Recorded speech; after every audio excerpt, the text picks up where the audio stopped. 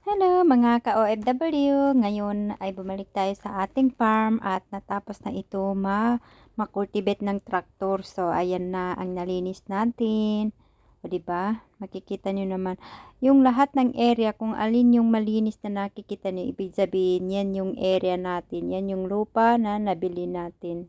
So ang gagawin natin dyan ay anuhin natin, taniman natin yan ng mga prutas, no? Lahat ay taniman natin ng prutas para maganda. So, ayan na guys. Tingnan nyo. Diba? Ang gandang tingnan. Malinis na malinis. So, second day na visit natin after matraktor. So, yan ang gagawin natin. Magbungkal ng lupa para dyan natin itanim ang ating mga prutas na ating pinamili. O, diba? Ayan. Ganyan ang distance ng prutas natin. So, kailangan may distance yan kasi kapag lumaki ang mga prutas ay hindi sila gaano magkadikit. So, yan. Ang iuno natin itong tanimin ay mga lansones. Okay, meron tayong dalawang variety ng lansones. Dokum at saka, ano ba yun? Langkong. Ganun yata yun, doku at saka langkong. Hindi ko rin alam. Basta yun ang variety. Okay, maglalagay na kami ng puno. Hi, tita. Sakin mo, kasakin mo mo hindi ka daw. Sana wa pa pa. Ito ko na. Imo man dito sa gilid ang imo dito. Okay. Lalagay na kami ng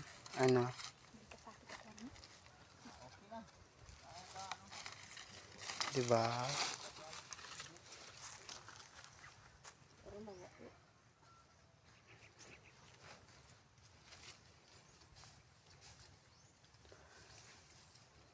Ito.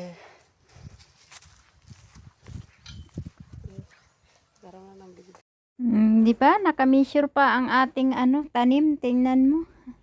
Nakikita niyo dyan na may tali pa dyan sa baba, oh. Kasi minisure talaga yan para maganda ang kanilang pag-line. Hindi sila kiwi-kiwi.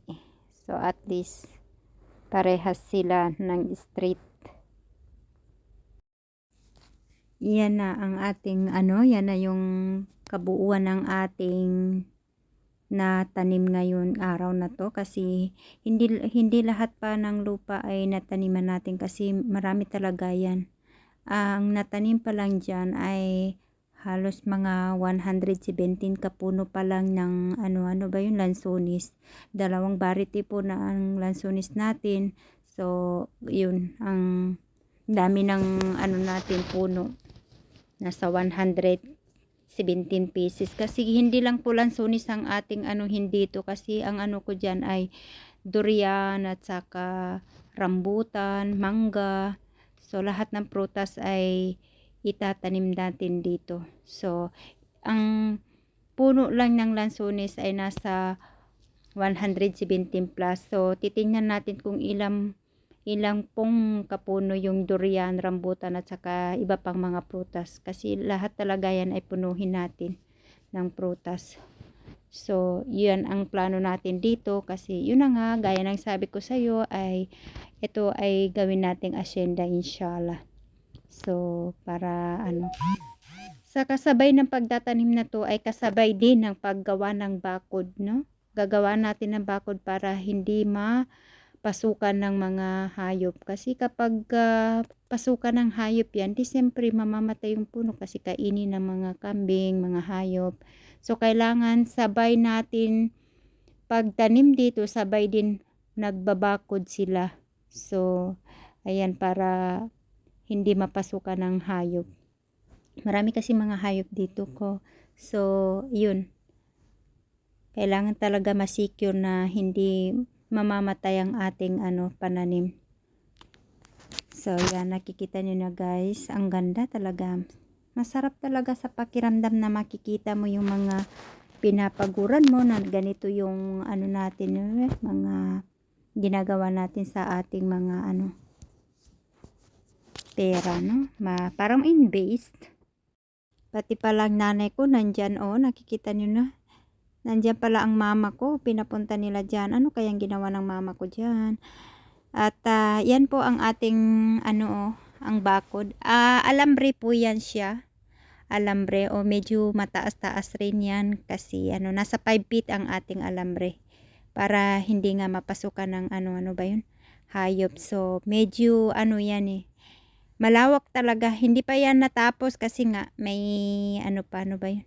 Hindi nga magkasya yung araw nila na magtatanim pa sila, magbungkal pa sila, tapos maggawa pa sila ng ano ba yun, bakod, natin, alambre para sa ating farm. So kaya nga hindi magkakasya ang kanilang katawan. So kailangan may another day naman.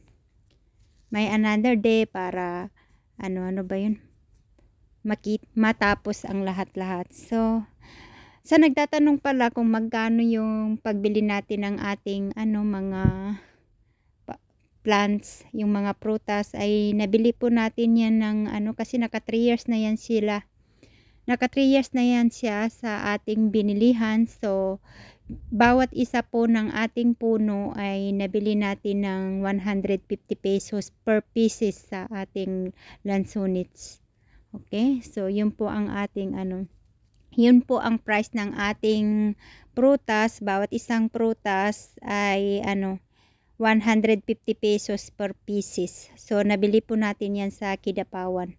So doon natin yan pinamili. So sa susunod naman ay yun nga, makikita natin yung kung papaano itanim yung mga iba pang prutas kasi sa totoo lang matagal po talaga yan kasi malawak So, ito, inuna pa natin yung lansones. So, yan, magsiuwian na kasi gabi na at saka inuulanan na sila. Ang aking pinakamamahal na mama, I love you so much, the queen of my heart. Hindi ko alam kung bakit nagpunta siya dyan. Ay, I miss my mama, I love you so much, my darling. So, yan po ang ating ngayon sa kabuwang araw today na natapos. So, sa susunod naman, titingnan natin yung natin susunod na video natin. So i-update ko kayo palagi sa ating farm return to Shenda.